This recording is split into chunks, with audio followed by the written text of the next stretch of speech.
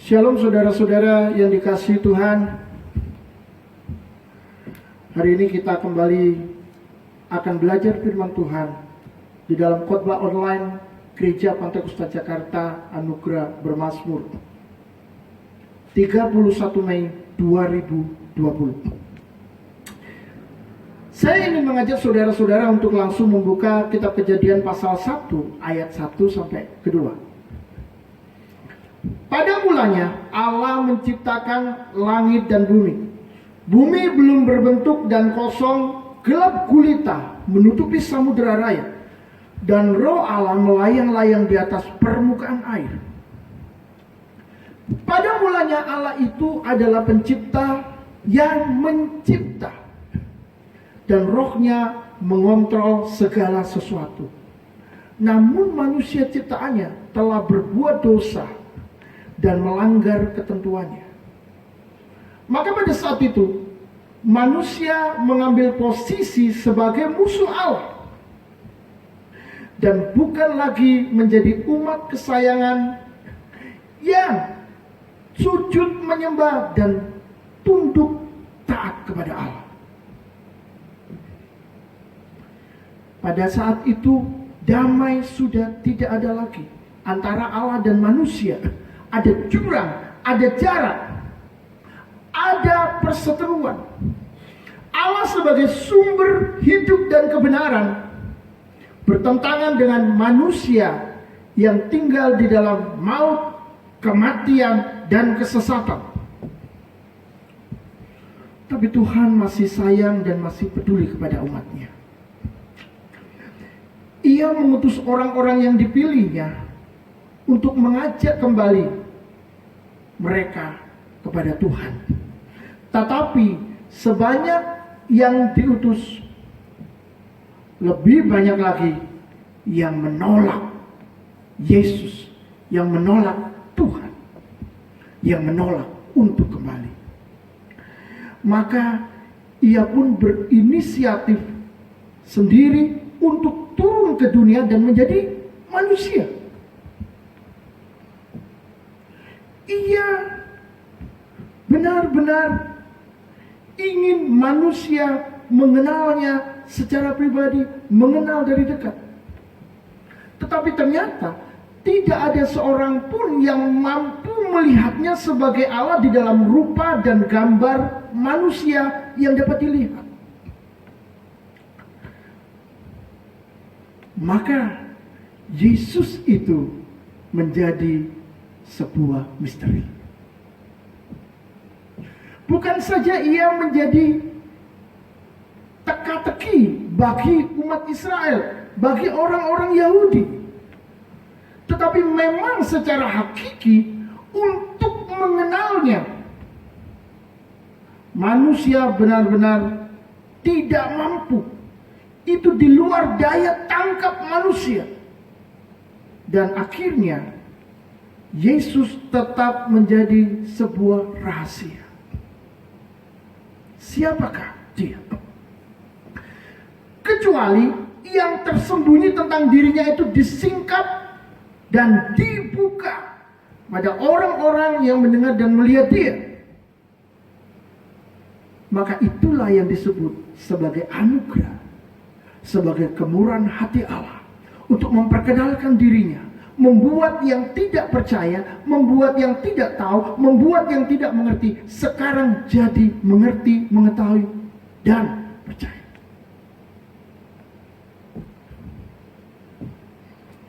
Di dalam Yohanes pasal 6 ayat yang ke-44, Yesus berkata, "Tidak ada seorang pun yang dapat datang kepadaku jikalau ia tidak ditarik oleh Bapa yang mengutus aku, dan ia akan kubangkitkan pada akhir zaman." Saya ulangi lagi. Tidak ada seorang pun dapat datang kepadaku jikalau ia tidak ditarik oleh Bapa yang mengutus aku, dan ia akan kubangkitkan pada akhir zaman.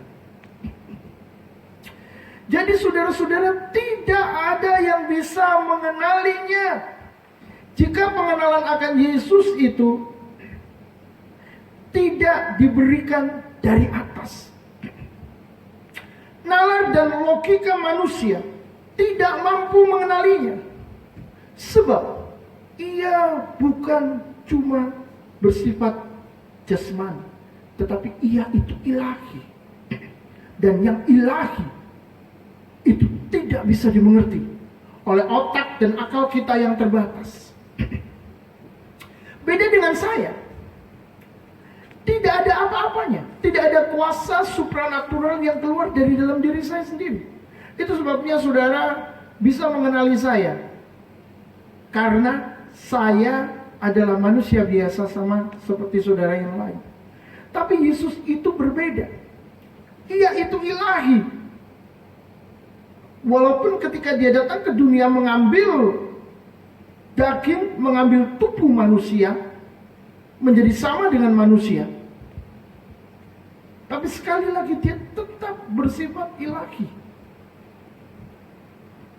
Tapi orang-orang yang dipilihnya sejak semula, seperti murid-murid atau yang akhirnya menjadi Rasul Yesus, matanya dicelikkan, hatinya dibukakan, sehingga mereka bisa mengenali, atau mereka bisa mulai belajar mengenal siapakah Yesus yang sesungguhnya. Yesus ada bersama-sama dengan mereka dan masuk dalam pengalaman hidup mereka. Mereka bisa merasakan kehadiran Yesus ketika Yesus tidur, ketika Yesus makan, ketika Yesus minum, ketika Yesus menangis dan berdoa, ketika Yesus sedang sedih. Mereka tahu semuanya. Mereka merasakan sebuah pengalaman bahwa Yesus ini adalah seorang manusia. Tetapi mereka juga merasakan bahwa Yesus ini bukan cuma manusia biasa. Yesus ini benar-benar ilahi. Ketika ada seorang perempuan yang pendarahan 12 tahun lamanya, pergi ke tabib A, tabib B, tabib C, berobat kemana-mana dan tidak bisa sembuh. Tetapi menerobos orang banyak dan berkata dalam hatinya, asal aku pegang, asal aku jamah jubahnya, aku akan sembuh. Dan perempuan itu mendapatkan kesembuhan. Yesus berkata, ada tenaga yang keluar dari dalam diriku. Murid-murid tahu. Yang bersama-sama dengan Yesus tahu dan mereka mengalami pengalaman yang luar biasa dan supranatural itu. Ketika Yesus ada di atas gunung, Petrus, Yohanes dan Yakobus ada di sana. Mereka melihat perubahan di dalam diri Yesus. Tiba-tiba Yesus mengeluarkan cahaya yang berkilau-kilauan, sampai pakaiannya terlihat begitu terang. Saudara-saudara, mereka tahu bahwa Yesus ini manusia, sama seperti mereka, karena mereka bergaul dengan Yesus. Tapi mereka juga tahu bahwa Yesus ini ilahi dengan semua yang telah terjadi. Itu sebabnya hubungan yang terjadi terus-menerus antara mereka dengan Yesus menghasilkan pengenalan yang menuju kepada kesempurnaan. Dan ketika itu sudah cukup, maka murid-murid para rasul itu tidak pernah ragu lagi untuk mempercayai Yesus sebagai Mesias, Tuhan dan Juru Selamat mereka. Maka ketika para ahli agama dan orang-orang Yahudi yang tidak percaya kepada Yesus menghujat, mencaci maki Yesus, mengatakan Yesus ini menghujat Allah, Yesus ini seorang pendusta, Yesus ini kerasukan setan, itu sama sekali tidak mempengaruhi pikiran murid-murid dan para rasul. Mengapa? Karena mereka mengenal Yesus secara langsung dan mereka lebih kenal Yesus daripada semua orang yang berbicara A, B, C yang ada di luar, yang tidak pernah berhubungan dengan Yesus secara pribadi.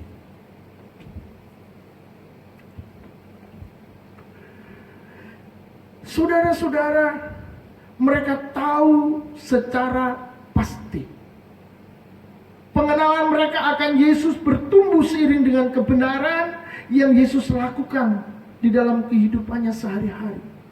Ketika Yesus berkata-kata, itu terjadi. Yesus tidak berbohong, Yesus tidak menipu. Ketika Yesus menyembuhkan orang sakit pun sembuh. Ketika Yesus membangkitkan orang mati pun bangkit. Apa yang tidak bisa dilakukan Yesus? Kitab atau surat Injil Yohanes mengatakan bahwa kalau semua pekerjaan Yesus, mujizat Yesus itu ditulis, akhirnya dunia ini tidak bisa menampungnya. Kenapa? Karena terlalu banyak. Saya yakin bahwa ketika kita membaca perjanjian lama dan perjanjian baru, tidak ada seorang yang melakukan mujizat yang begitu luar biasa seperti yang Yesus lakukan. Bukan hanya karena dia melakukan mujizat lalu dia dipercayai sebagai Tuhan, tetapi karena banyak hal. Dan murid-murid para rasul itu tahu persis mengapa mereka bisa percaya Yesus ini Mesias, Yesus ini Tuhan. Karena melalui sebuah perjalanan yang sangat panjang, berhari-hari, berminggu-minggu, berbulan-bulan, dan dalam hitungan tahun mereka mengenali Yesus adalah Tuhan. Maka saudara-saudara yang dicintai Tuhan, semua yang mereka ketahui tentang Yesus cukup untuk membantah semua tuduhan-tuduhan konyol para ahli agama dan juga orang-orang Yahudi yang mengikuti mereka. Mereka sudah melewati banyak kesusahan akan penolakan yang terjadi bersama-sama dengan Yesus. Yesus berkata, burung punya sangkar, serigala punya liang, tapi anak manusia tidak memiliki tempat untuk meletakkan kepalanya. Di mana-mana Yesus ditolak, dulu ditolak, sekarang pun ditolak. Dan murid-murid ada di sana juga mengalami penolakan itu. Berapa kali ketika Yesus sedang berkhotbah, ketika Yesus sedang menyampaikan firman, dia ditentang dan mau dilempari batu, mau dilempar ke tepi. Saudara-saudara, itu terjadi beberapa kali. Dan murid-murid melihat di dalam pengalaman mereka sendiri tidak pernah terjadi apa-apa. Anehnya, ketika Yesus mau dilempari batu selamat dan tidak dilempari batu, murid-murid juga tidak mengalami itu. Mari kita gunakan pengalaman kita sebagai seorang manusia. Ketika melihat ada seorang yang menabrak orang lain dan orang itu mati, lalu massa mulai datang. Massa dengan beringas memukuli orang ini dan kemungkinan orang ini mati juga. Bisakah dia meloloskan diri? Bisakah dia selamat? Dan kalau dia membawa keluarganya, bisakah keluarganya juga keluar hidup-hidup dari sana?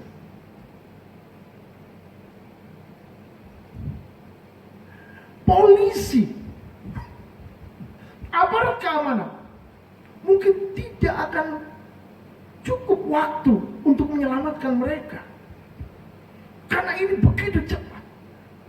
Tetapi Yesus dan murid-muridnya selalu lolos dari kemarahan, kebencian orang-orang Yahudi itu yang selalu mengatakan Yesus adalah pendusta, Yesus menghujat Allah, Yesus ini kerasukan setan.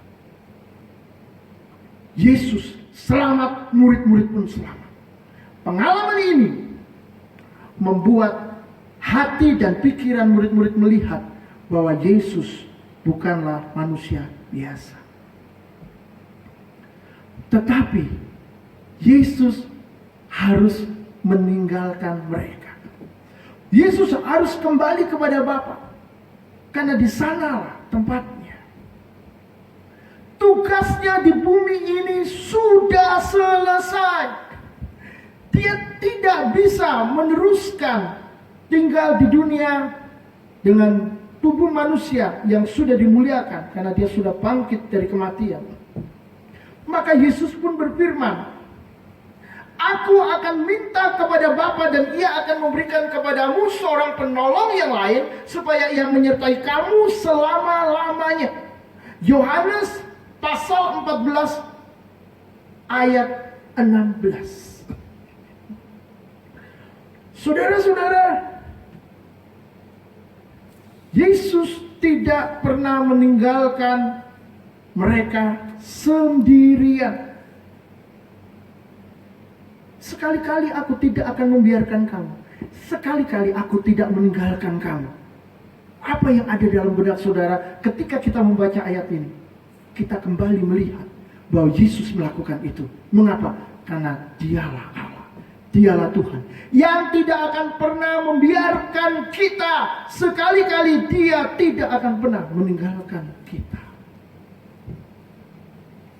Dan Yesus berkata, aku akan minta kepada Bapa supaya Ia mengutus, supaya Ia memberikan kepadamu seorang penolong yang lain. Siapakah penolong yang lain ini? Siapakah dia? Yang jelas, pribadi yang dijanjikan oleh Yesus ini dapat menyertai selama-lamanya. Maka dia bukanlah manusia. Manusia tidak bisa menyertai orang lain selama-lamanya. Tapi penolong yang lain ini akan menyertai manusia selama-lamanya dan menyertai murid-murid selama-lamanya. Ada orang-orang yang berkata dan mengait-ngaitkan penolong yang lain ini dengan seorang nabi. Jelas itu tidak mungkin bisa clear, bisa nyambung. Kenapa? Karena penolong yang lain ini menyertai atau mampu menyertai selama-lamanya, maka dia adalah Allah itu sendiri. Pertanyaannya, mengapa ia disebut penolong yang lain?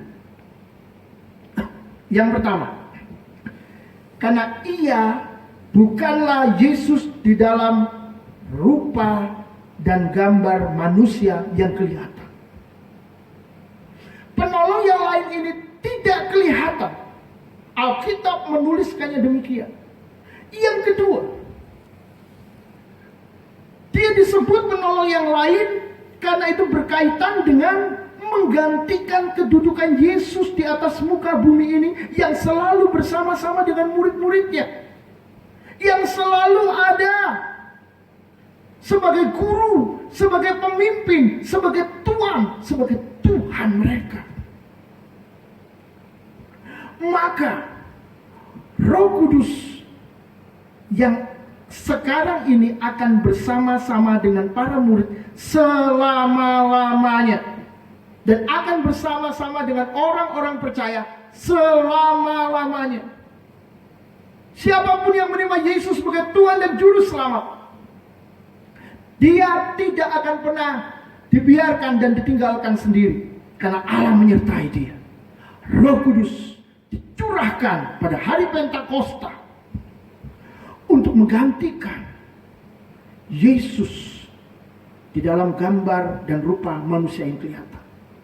Roh Kudus akan hadir di dalam suatu keadaan, di dalam suatu hakikat yang tidak kelihatan, tetapi dia ada hadir nyata.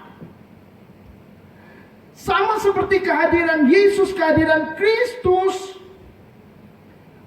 nyata di dalam murid-muridnya, begitu pula kehadiran Roh Kudus juga sama nyata di dalam para murid.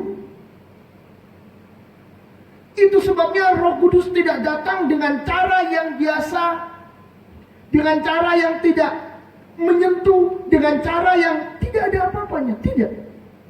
Roh Kudus seperti Yesus. Roh Kudus memberikan kepada para murid bahasa-bahasa lain. Dan itu sesuatu yang supranatural, sesuatu yang tidak biasa. Roh Kudus memberikan pengalaman kepada mereka di dalam pengalaman manusiawi. Dengan apa? Berbicara melalui lidah mereka.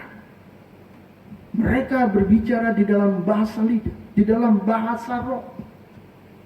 Dan akhirnya mereka tahu bahwa yang menggerakkan lidah ini bukanlah diri mereka sendiri, tetapi Roh Kudus yang dijanjikan itu. Maka walaupun Roh Kudus itu tidak bisa dilihat, tetapi kehadirannya nampak, kehadirannya nyata. Saudara-saudara yang dikasihi Tuhan, ada satu pertanyaan yang kita perlu pikirkan. Mengapa penolong yang lain ini diutus setelah Yesus pergi? Yang pertama, karena manusia itu lemah. Dan para rasul itu tidak bisa menghadapi semua masalah kesulitan. Ketika mereka harus bersaksi, memberitakan Injil kepada semua orang, memberitakan Yesus adalah Tuhan dan Juru Selamat sendirian, tidak bisa. Mereka tidak mampu, mereka tidak bisa. Mereka membutuhkan seorang pemimpin. Mereka membutuhkan seorang yang menjaga, melindungi mereka, yang selalu menguatkan hati mereka. Dan itulah yang dikerjakan oleh Roh Kudus setelah Yesus pergi. Sehingga kelemahan mereka ditopang oleh kekuatan yang berasal dari Roh Kudus.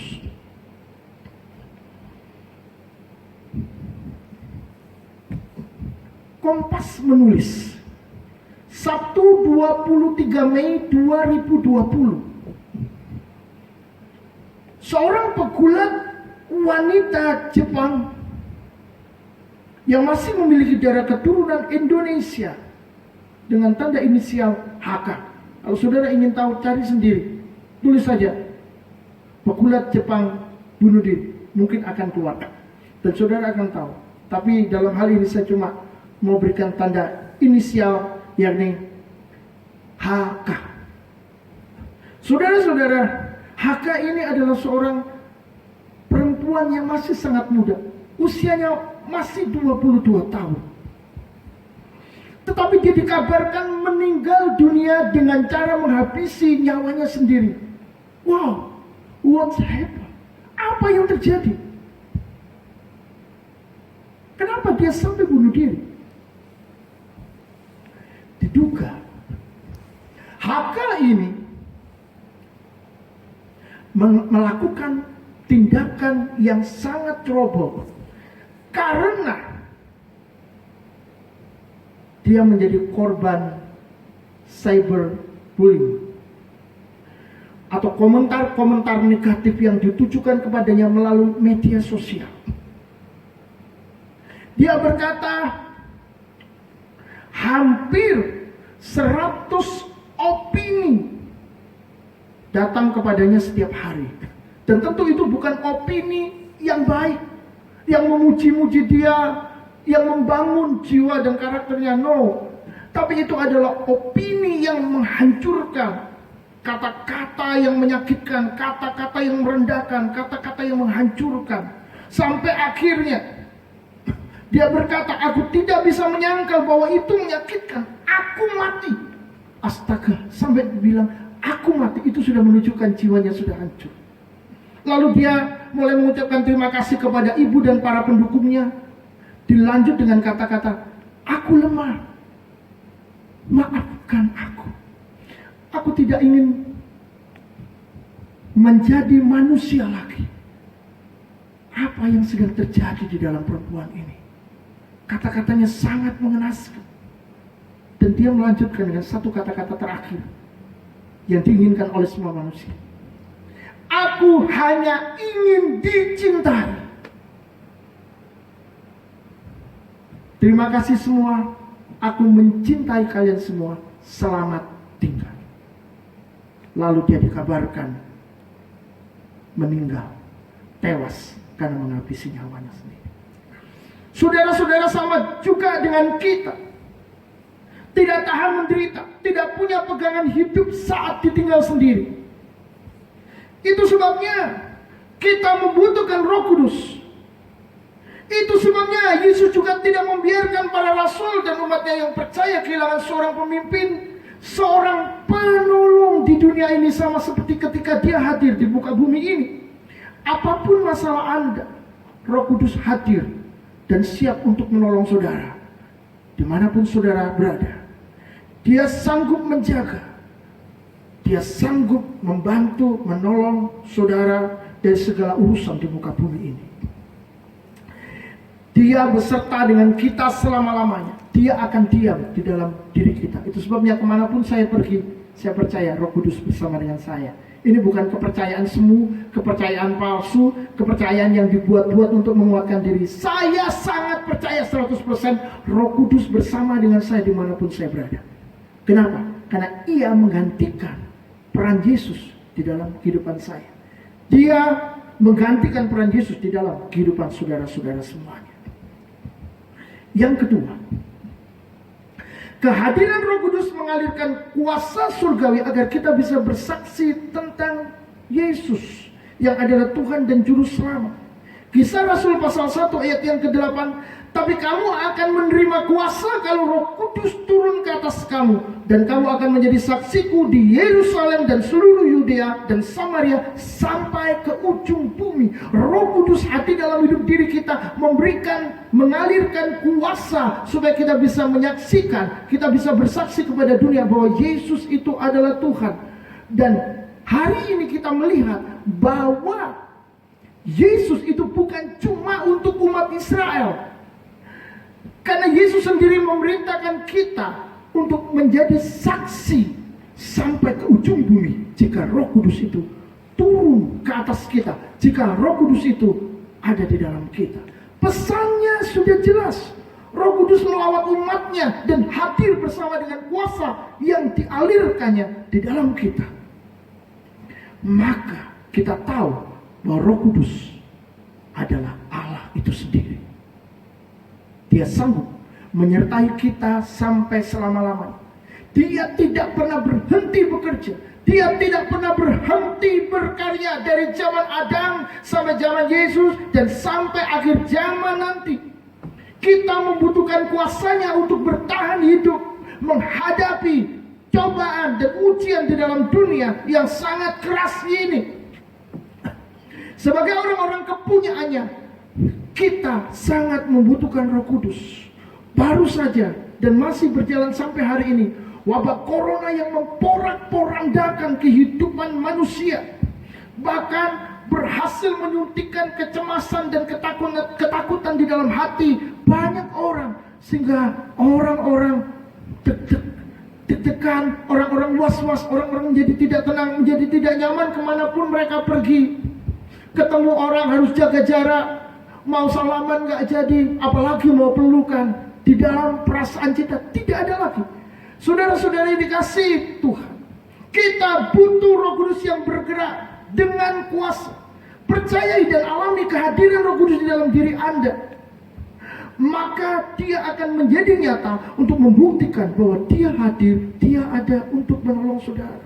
Menolong saudara mengenal Yesus dengan lebih baik, menolong saudara untuk hidup di dalam kehendak Allah, menolong saudara untuk mengatasi kelemahan-kelemahan, menolong saudara di dalam segala urusan di muka bumi ini di mana saudara berkata, ini terlalu berat, aku sudah tidak mampu lagi, aku sudah tidak bisa lagi. Jam 2:30 pagi, ketika saya membuka WA, teman saya dari Amerika mengirimi sebuah video melalui WA. Ada informasi tentang peluncuran Space 10 menuju planet Mars dengan 2 penumpang atau 2 astronot yang diterbangkan ke sana. Dan itu terjadi tadi jam 3:20 waktu Florida. Saudara-saudara yang dikasihi Tuhan, mereka akan menjadi manusia pertama yang akan mendarat di Mars. Dan ini sudah meluncur. Saya menerima videonya dan melihat kecepatannya seperti panah api yang melesat, dan menyadari bahwa ada kekuatan tenaga yang mendorongnya naik ke atas sana. Seringkali kita tidak mampu naik ke atas. Berkali-kali kita mencoba dan kita jatuh dan kita gagal lagi dalam banyak hal. Sulit rasanya untuk mengikut Yesus di dunia ini. Tetapi ketahuilah satu hal, Anda harus berhenti berusaha dengan kekuatan sendiri. Mulai belajar menyerah kepada Roh Kudus dan membiarkan kekuatan kuasanya mengangkat saudara, mendorong saudara melakukan kehendaknya, naik ke atas seperti pendorong yang menaikkan roket ini ke atas menuju planet Mars. Untuk apa? Untuk melakukan hal-hal besar yang disiapkan bagi gerejanya. Karena Roh Kudus sekarang sudah dicurahkan untuk kita. Kita tinggal berkata, datanglah Roh Kudus, berkaryalah Roh Kudus, maka dia akan menjadi nyata dalam hidup Anda. Tuhan Yesus memberkati.